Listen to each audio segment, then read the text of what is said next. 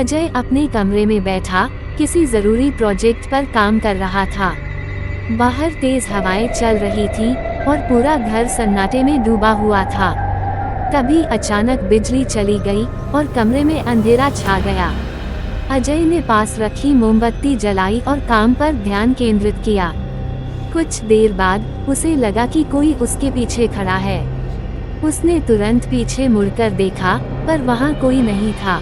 उसने इसे अपनी थकान का असर समझकर नजरअंदाज कर दिया, लेकिन फिर से उसे वही एहसास हुआ जैसे कोई उसकी ओर घूर रहा हो। इस बार अजय की धड़कनें तेज हो गईं।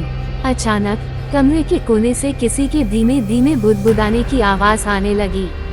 अजय ने डरते हुए उस ओर देखा तो उसे एक काली परछाई दिखी जो धीरे धीरे उसकी ओर बढ़ रही थी। वो परछाई किसी इंसान की तरह थी, लेकिन उसकी आंखें लाल चमक रही थीं। अजय को समझ नहीं आ रहा था कि क्या करे। अजय डर के मारे अपनी कुर्सी से उठ खड़ा हुआ और कमरे से बाहर भागने की कोशिश करने लगा। तभी दरवाजा अपने आप बंद हो गया।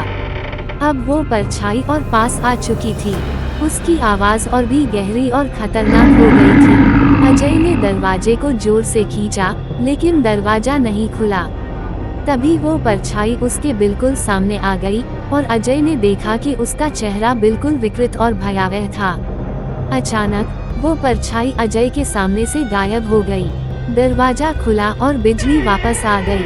अजय हौंकते हुए बाहर भागा और पूरे घर में देखा, पर कुछ भी असामान्य नहीं था। अगले दिन उसे पता चला कि जिस कमरे में वो काम कर रहा था, वहाँ सालों पहले किसी का रहस्यमयी तरीके से निधन हो गया था। अजय ने उस दिन के बाद कभी रात में उस कमरे में काम नहीं किया।